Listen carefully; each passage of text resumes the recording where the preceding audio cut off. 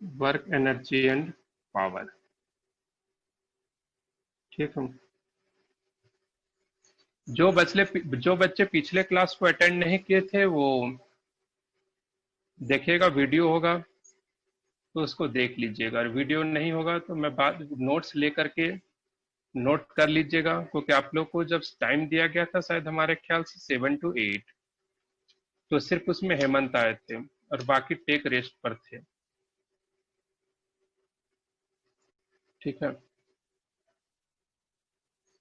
तो ठीक है, तो उनको बाद में अब बता दूंगा। ऐसा तो होना नहीं चाहिए, आप लोग को आना चाहिए। सर चलिए। आपने क्या कराया हाँ, था सर? हमने इसका क्वेश्चन कराया था फ्रिक्शन का। चलिए, सबसे पहले बात करते हैं वर्क होता क्या है। ठीक है, वर्क होता है ट्रांसफर ऑफ एनर्जी। जैसे कि देखो, ये यहाँ पर रखा हुआ है, रेस्ट में है। अब हम इसके ऊपर क्या, इसको यहां से मार दिए तो चला गया ना वो उधर, तो ये क्या हुआ, यानी कि हमने इसको क्या किया, एनर्जी दे दिया। यानी हमने इस पर वर्क किया। एक डिफिनेशन बताओ कि हमने डिस्प्लेस कर दिया, इसको वर्क कर दिया। दूसरा ऐसे कर सकते हमने इससे क्या किया, एनर्जी दे दिया। जैसे यहां से रखा हमने दिया एनर्जी, देखो दूर तक चला गया। तो हम एक तरह से कहते हैं कि ट्रांसफर ऑफ एनर्जी। वर्क क्या है, एनर्जी को ट्रांसफर करना। जो मेरे पास है वो हमने किसी और को दे दिया, तो वही क्या हो गया, वर्क हो गया। तो सिंपली ध्यान में रखिए, work that is energy. Transfer of energy. Transfer of energy, ठीक है।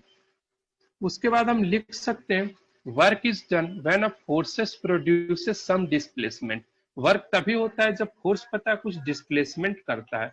जैसे कि देखो, ये यहाँ पर रखा हुआ, हमने इस पर पूरा फोर्स लगा, पूरा एकदम जोर से फोर्स लगा रहे, लेकिन हमने क्या किया, इसको डिस्प्लेस नहीं कर सका। तो हम क्या कहा जाएगा, हमने वर्क कुछ नहीं किया। लेकिन हमने इसे थोड़ा सा देखो डिस्प्लेस कर दिया थोड़ा फोर्स में, तो क्या कहा जाएगा, नहीं, वर्क हमने किया है। ठीक है, तो यहां पर लिखेंगे,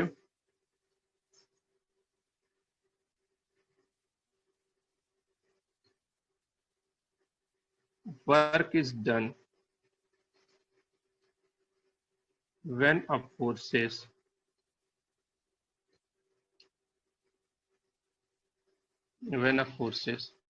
produces some displacement.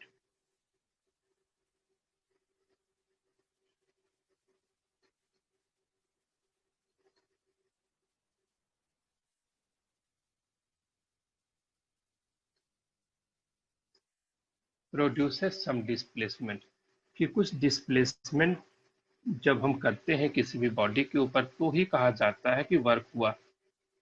जैसे दीवार है, दीवार को आप धक्का देते रहिए, दिन भर देते रहिए, कुछ नहीं होना है, तो आप क्या कहा जाएगा, दिन भर का वर्क डन आपका क्या है, 0। लेकिन आपने एक ईंट था, उसको धक्का देकर के आगे बढ़ा दिया, तो कहा जाएगा नहीं, वर्क डन हुआ है। ठीक है, यहाँ पर मेहनत का कोई रोल नहीं है। यहाँ पर मेहनत का कोई रोल नहीं है। उसी तरह अगर आप पढ़ रहे हैं और आपने रिजल्ट दिया, तो लोग बोलेंगे नहीं नहीं, लड़का बहुत ही अच्छा पढ़ा।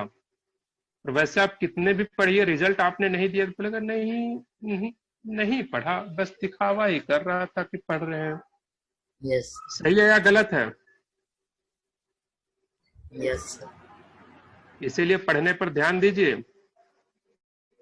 ठीक है, ये रहा ए, एक ब्लॉक है बी, इसके ऊपर अब ध्यान देना, अगर ये आप पीछे से खड़ा होकर के ब्लॉक के ऊपर आपने एफ फोर्स दिया, तो क्या ब्लॉक आपको छोड़ देगा? क्या नहीं, ब्लॉक भी आपको कितना फोर्स देगा, F force, equal and opposite reaction. ठीक है, इक्वल एंड अपोजिट रिएक्शन। ठीक है, अगर हम, वर्क क्या है, ट्रांसफर ऑफ एनर्जी, एनर्जी का ट्रांसफर। वर्क तभी होगा जब जिस बॉडी में हम फोर्स लगा रहे हैं और उसमें डिस्प्लेसमेंट होगा, तभी का क्या कहलाएगा कि वर्क हुआ। जैसे कि हम यहाँ खड़ा होकर के हमने इससे फोर्स दिया, एफ फोर्स लगाया। ठीक है, तो लॉज ऑफ न्यूटन का थर्ड लॉ क्या था, every action is equal and opposite reaction. अगर हम इसे एफ फोर्स से आगे की तरफ धक्का देंगे, तो यहां से भी ये फोर्स क्या है, ये बॉडी भी, ब्लॉक भी हमें एफ फोर्स से पीछे की तरफ धक्का देगा। ठीक है, अब देखते जाना है। यहाँ से आगे क्या क्या होता है। हमने धक्का देकर के इसे क्या कर दिया, एस डिस्प्लेस कर दिया। एस डिस्प्लेस कर दिया तो क्या होगा, work done is equal to,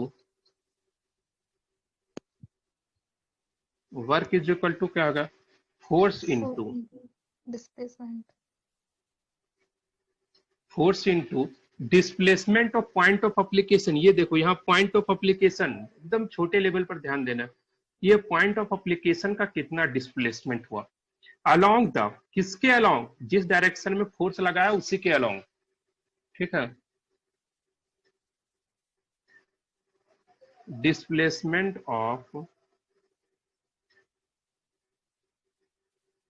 point of application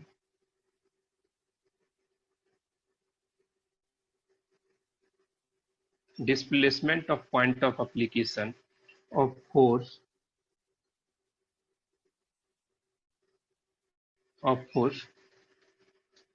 in the direction of force,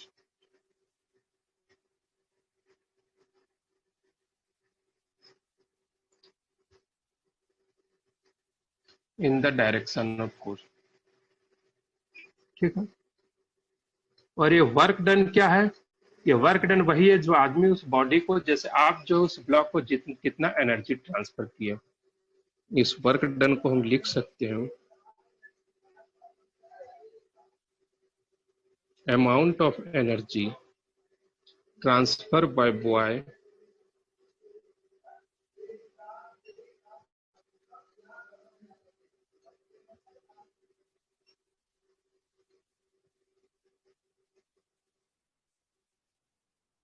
transfer, amount of energy transfer by boy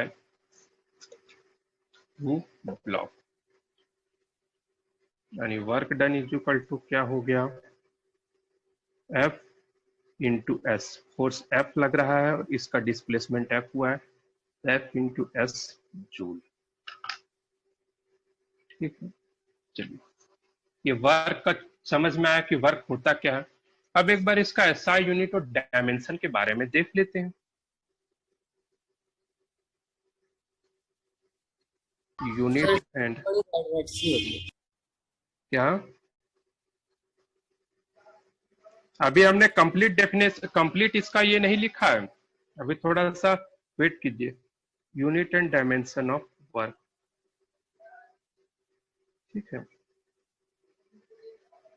ठीक है।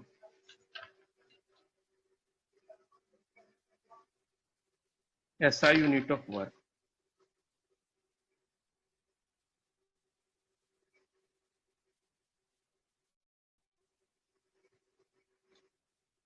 न्यूटन, फोर्स का एसआई यूनिट क्या हो गया, न्यूटन इंटू मीटर। फोर्स का एसआई यूनिट क्या हो गया, न्यूटन, डिस्प्लेसमेंट का मीटर, तो ये क्या हो गया, जूल। न्यूटन मीटर को हम क्या कहते हैं, जूल, यानी एसआई यूनिट ऑफ वर्क क्या हो गया, जूल। या तो ऐसे भी लिख दो, फोर्स इंटू डिस्प्लेसमेंट था, तो फोर्स का क्या हो गया यहाँ, न्यूटन, और मीटर ही हो गया ये, तो न्यूटन मीटर। या तो ऐसे देखो, फोर्स का क्या लिख सकते हैं, केजी मीटर पर सेकंड स्क्वायर इंटू मीटर। ठीक है, यानी KG metre square per second square, जैसे हमने जूल कह दिया। ये अभी हमको हेल्प करेगा डायमेंशन लिखने में। ठीक है, चलिए यहां तक नोट डाउन कीजिए पहले आप लोग, फटाफट नोट डाउन कीजिएगा बिना टाइम वेस्ट किए। Sir, work equals to force multiplied by movement only है, displacement of point of आपका आवाज नहीं आ पा रहा है क्लियर।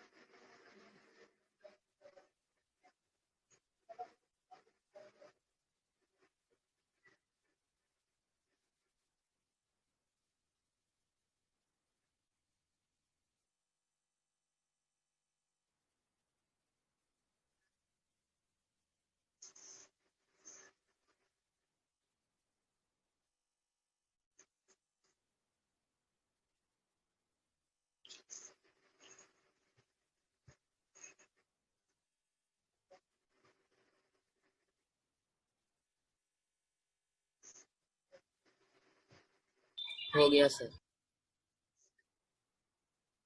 नोट कर सर लिए? मैंने चैट चैट कर दिया है। चलिए ठीक है।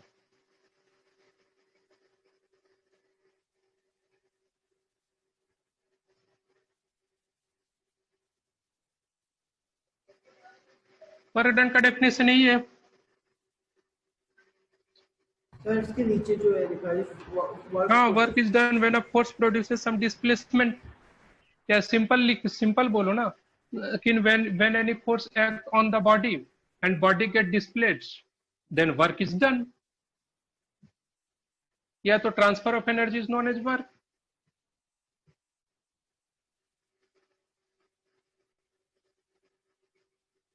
ठीक है, यहां पर देखो एसआई यूनिट क्या हो गया, जूल।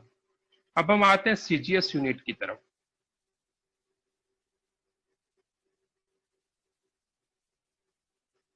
सीजीएस यूनिट क्या हो जाएगा, न्यूटन का क्या फोर्स का क्या होता है, डाइन, और इसका क्या हो जाता है, लेंथ का सेंटीमीटर।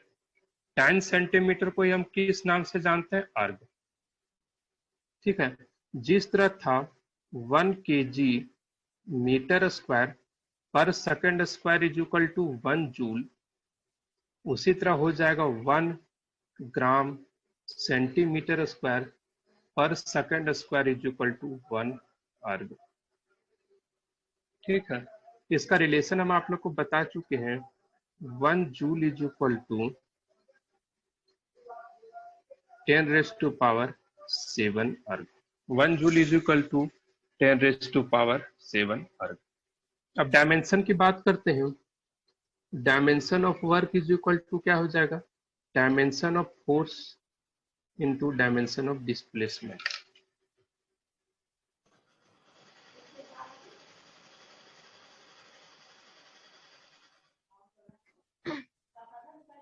ठीक है, डायमेंशन ऑफ वर्क हम सब जानते हैं। डायमेंशन ऑफ फोर्स क्या होता है, M L T minus, very good. और ये क्या हो गया, एल, तो यहाँ पर क्या हो गया, M L square T minus, खत्म हो गया। डायमेंशन इतना इजी कि आपको लिखने की मतलब मुझे बताने की जरूरत ही नहीं है। देखो ये है, यहां से डायमेंशन लिख देते हैं, KG metre square per second square. KG को एम लिखो, मीटर की लेंथ है एल स्क्वायर दे दो, और टी नीचे T minus to low, dimension है। अगर आपको यूनिट पता है तो डायमेंशन यूं हो जाएगा। बस कॉन्फिडेंस रखना है कि आप लिख सकते हैं। Yes sir. चलिए सही है। अब देखो, अब हम यहाँ पर तो सिंपल सा देख लिए, जब सीधा लग रहा था फोर्स इनटू डिस्प्लेसमेंट, लेकिन अब हम इसका जनरलाइज्ड फॉर्म लिखेंगे जब फोर्स सीधा ना लग करके किसी और एंगल के ऊपर लग रहा हो। बस जो बोलते जाऊंगा उसको ध्यान से सुनते जाइएगा, आसानी से होता चला जाएगा।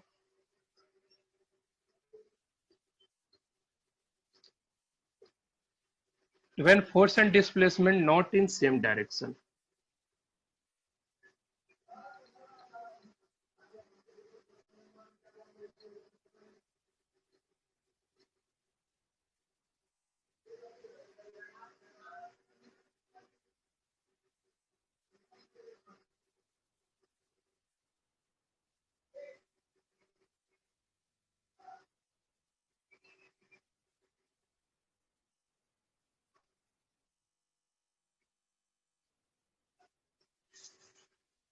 when force and displacement not in same direction,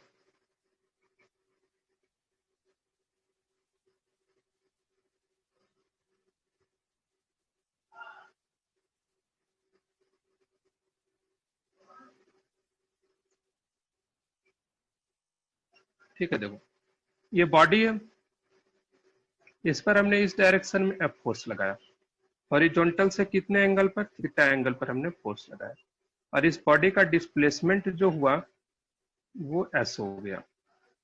तो अब हमें क्या है, ध्यान में रखना, वर्क क्या होता है, force into displacement along the force, या तो फिर force along the displacement into displacement. क्या है, force along the displacement into displacement. मैं लिख देता हूं, वर्क को हम ऐसे लिखेंगे, सिंपल ध्यान रखना, फोर्स और डिस्प्लेसमेंट दोनों का डायरेक्शन सेम होगा। आप लोगों को दिख रहा है या लाइट ऑन करूं? दिख रहा है सर। चलिए ठीक है, यहां पर लिखेंगे work is equal to force along the displacement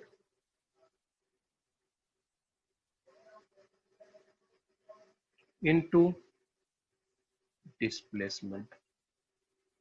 ठीक है, या तो फिर वर्क को लिखेंगे force into displacement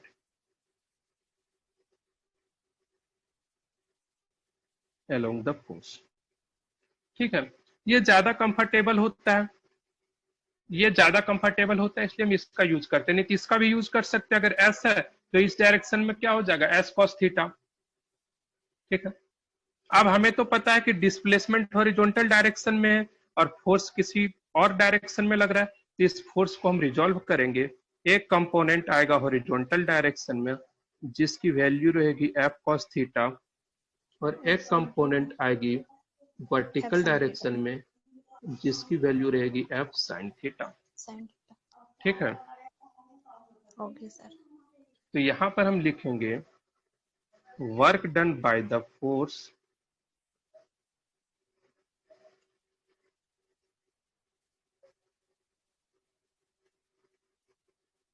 work done by the force F is equal to, क्या लिखेंगे, फोर्स अलोंग द डिस्प्लेसमेंट क्या है, F cos theta, F cos theta into S, यानी क्या हो गया, F F S S cos cos theta. अब इससे आगे बताता हूं, पहले यहां तक नोट डाउन कीजिए आप लोग।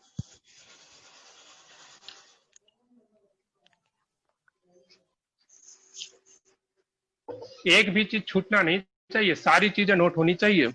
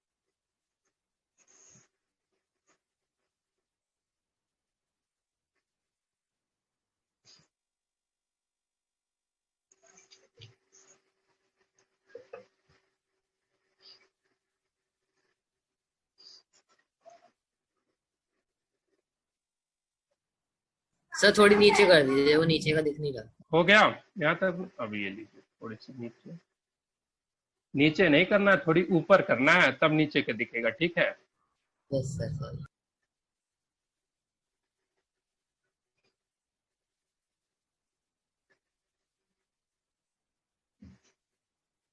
हो गया सर। हो गया सबका, हटा दो इसे। एक Yes. मिनट, बस एक minute.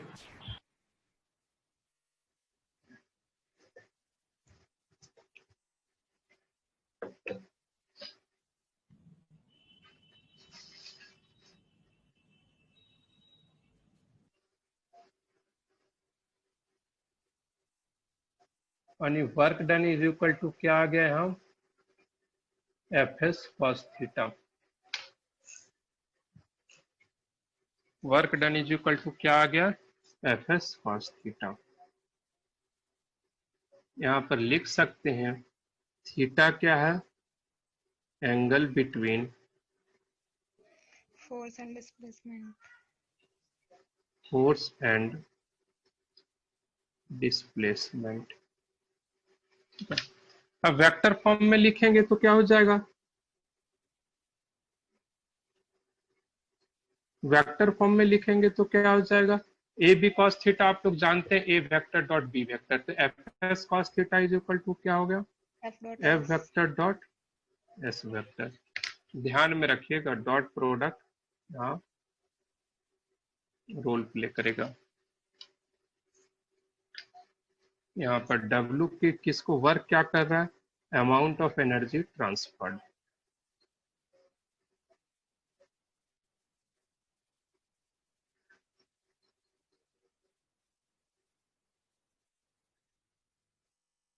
Amount of energy transferred. यहाँ तक में तो हमारे ख्याल से डाउट नहीं आना चाहिए। ठीक है यस। अब देखो अब पॉजिटिव वर्क डन और नेगेटिव वर्क के बारे में देखते हैं। ठीक है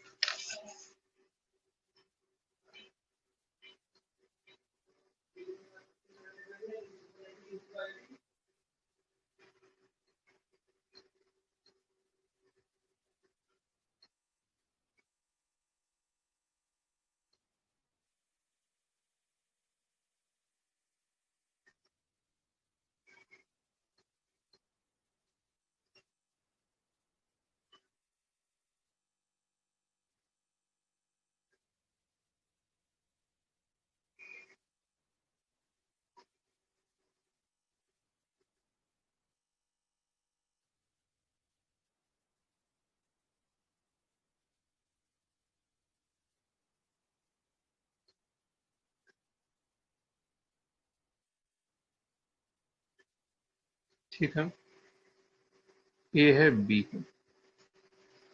देखिए इस डायरेक्शन में इसने फोर्स लगाया एफ लग गया तो ब्लॉक भी इसके ऊपर क्या फोर्स लगाएगा F. Equal and opposite reaction force Newton third law. ठीक है और इसका डिस्प्लेसमेंट एस हुआ। तब बॉय जो वर्क करेगा लड़का जो वर्क करेगा वो क्या क्या फोर्स इधर और इसका डिस्प्लेसमेंट भी इधर। ठीक है तो वर्क डन बाय बॉय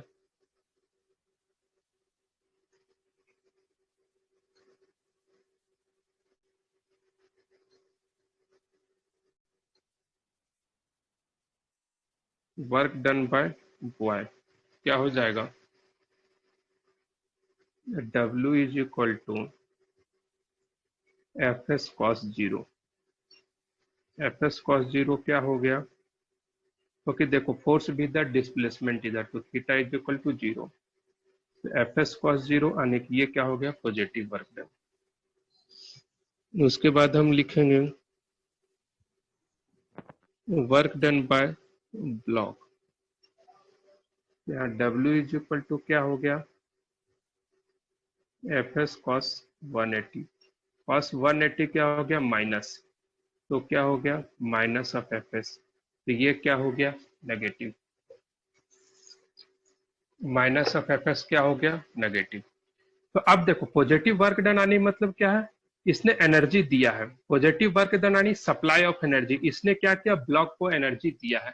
और नेगेटिव वर्क डन आनी गेन ऑफ एनर्जी यानी गेन लिया है। जब ये धक्का दे रहा है लड़का धक्का दे रहा है तो आपने क्या किया एनर्जी सप्लाई किया है।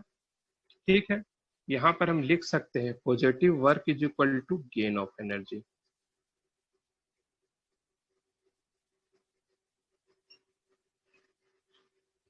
पॉजिटिव वर्क क्या हो जाएगा supply of energy negative work gain of energy.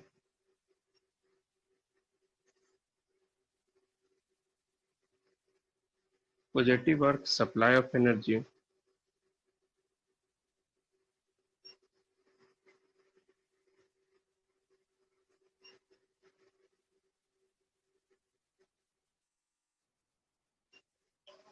Negative work क्या हो गया, गेन ऑफ एनर्जी। ठीक है, समझ में आ रहा है? इसको ध्यान में रखिएगा कि सप्लाई ऑफ एनर्जी कब होगा और गेन ऑफ एनर्जी कब होगा। यहां तक समझ में आ रहा है? Yes, तो sir. चलिए एक क्वेश्चन सॉल्व करते हैं। ठीक है, एक क्वेश्चन सॉल्व करते हैं यहां तक में। इसे नोट कर लें। चलिए पहले यहां तक नोट डाउन कीजिए। Body is constrained,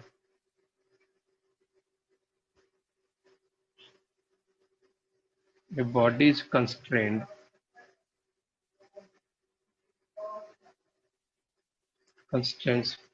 to move y direction, to move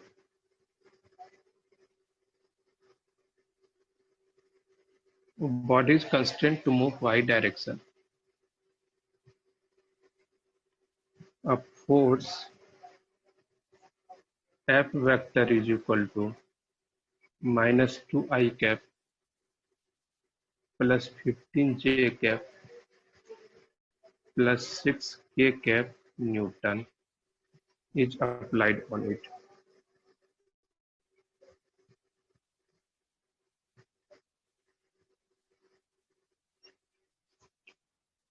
What is the work done by the force?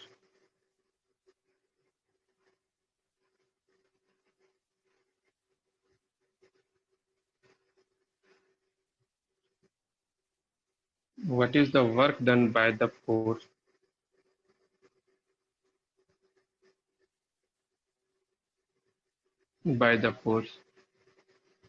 in moving the body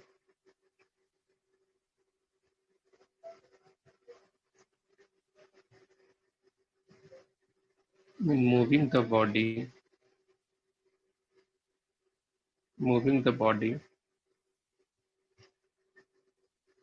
by 10 meter in plus y direction,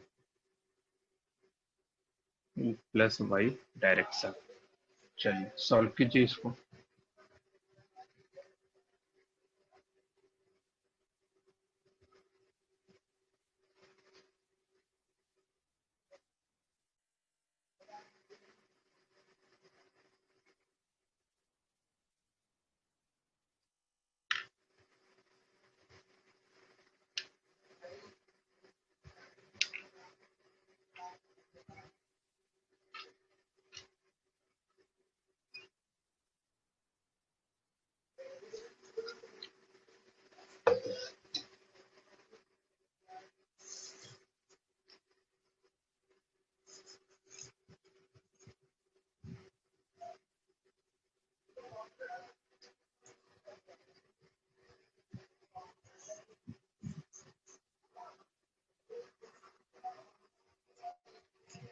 Sir, 150 Newton. 150 150 पूरा answer बोलिए। 150 joule. हाँ 150 joule, ये सही है। Solve कर equal to क्या हो गया, force into displacement. W is equal to simple लिख देंगे F vector dot S vector. लेकिन मजा तो तब आएगा जब फोर्स क्या रहेगा, variable. If F is equal to Fx, visibility सही है ना? रुको एक मिनट रुक जाइए, आप लोग 1 मिनट का टाइम दीजिए।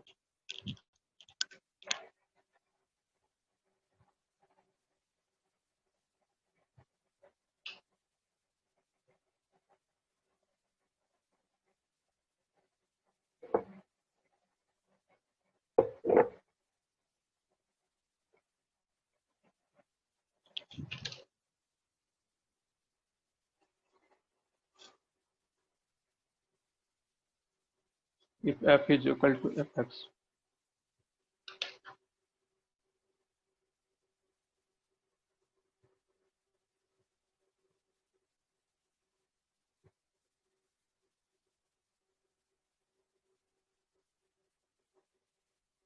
M है, ये मान लो x is equal to x1 यहां से चल करके ये यहाँ तक पहुंच गया है, x is equal to x2 m पर, ठीक है।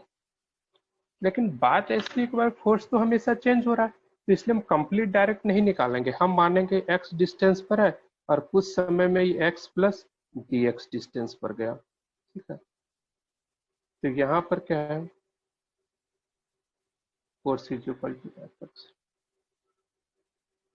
तो स्मॉल डिस्प्लेसमेंट के लिए निकालेंगे, तो स्मॉल डिस्प्लेसमेंट का क्या लिख देंगे, एफ इंटू डी एक्स, क्योंकि यहाँ से यहाँ तक डिस्प्लेसमेंट कितना हुआ है डी एक्स। तो छोटा सा पार्ट के लिए तो हम कांस्टेंट मान लेंगे फोर्स को, क्योंकि एक्स चेंज होगा तब तो फोर्स वेरी करेगा। तो हम एलिमेंटल डिस्प्लेसमेंट के लिए निकालेंगे, यहाँ पर लिखेंगे work done in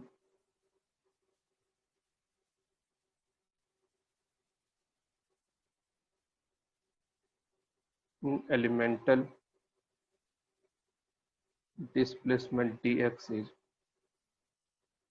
dw is equal to f vector dot dx vector। the total work in displacement from small के लिए हम मुझे निकल गया f dot D x D W, तो यहाँ से यहाँ के लिए हम क्या करेंगे, इंटीग्रेट कर देंगे।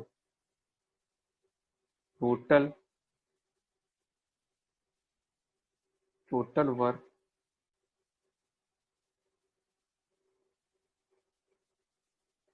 displacement from x is equal to x1 to x is equal to x2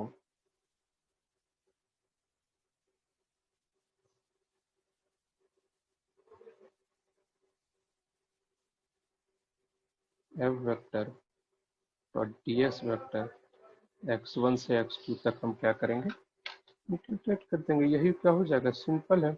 elementary area का पहले वर्क डन निकालेंगे, एलिमेंट्री लेंथ का, फिर हम उसे क्या करेंगे, पूरा का पूरा इंटीग्रेट कर देंगे। चलिए नोट डाउन कीजिए यहाँ। फिर से एक्सप्लेन कर दीजिए, work done by variable force को। क्या, देखो वेरिएबल है, एक्स के रिस्पेक्ट में चेंज हो रहा है, तो यहाँ आपका फोर्स अलग रहेगा, यहाँ अलग रहेगा, यहाँ अलग, हर जगह पर अलग। तो हम क्या करेंगे, छोटे से डिस्प्लेसमेंट के लिए निकालेंगे, छोटा सा पार्ट के लिए, तो उसमें तो फोर्स सेम रहेगा क्योंकि एक्स चेंज हुआ नहीं है। डी एक्स के लिए थोड़ा सा के लिए हम कांस्टेंट एज्यूम कर लेंगे, तो small element D x length के लिए क्या लिखेंगे, F vector dot D S vector. तो ये किसका निकल गया, स्मॉल एलिमेंट्री पार्ट का निकल गया। अब हम इसे क्या करेंगे, x1 to x2 simple integrate कर देंगे, तो ये क्या हो गया, work done from x1 to x2। अभी एक एग्जांपल देते हैं, वहां से चीजों को क्लियर करते हैं। चलिए इसको लिखिए,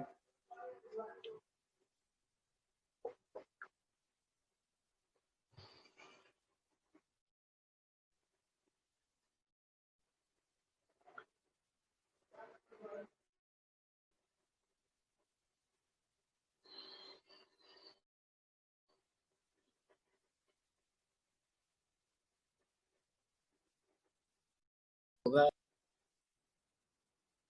क्या हो गया। हो गया।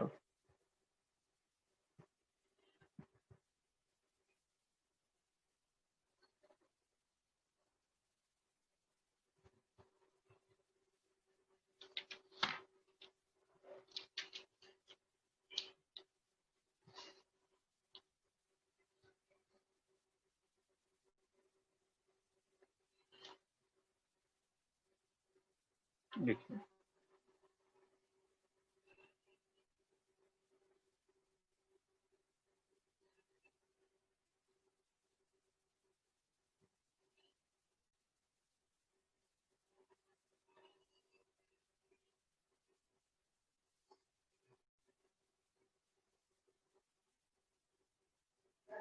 a block of mass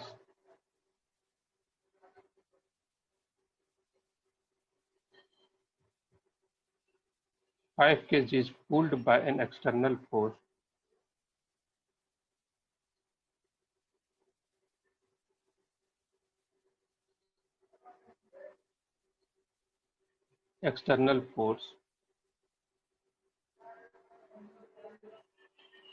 which depends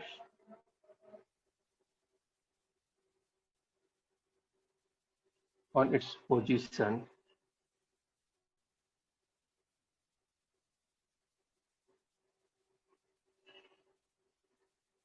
x as force देखो अब एक्स के ऊपर डिपेंड कर रहा है, F is equal to 4x square plus 2x plus 1 newton. तो आपसे बोला जा रहा है find work done by this force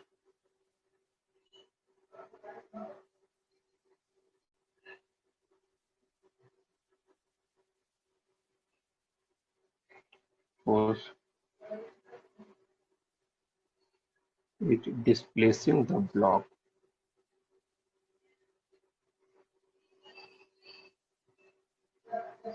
is displacing the block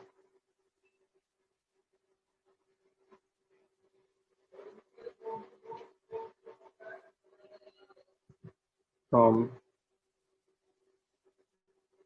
x is equal to 1 meter to x is equal to 2 meter। Diagram कुछ दिया हुआ है इसका, ये x हो गया, y है, x is equal to 1 metre दिया हुआ है, 5 kg का है, फोर्स इधर लग रहा है जो कि हॉरिजॉन्टल से एंगल बन रहा है 60 डिग्री का। ठीक है, ठीक है, तो इसमें हमें पता है इंटीग्रेशन करना है, इसको सॉल्व करते हैं।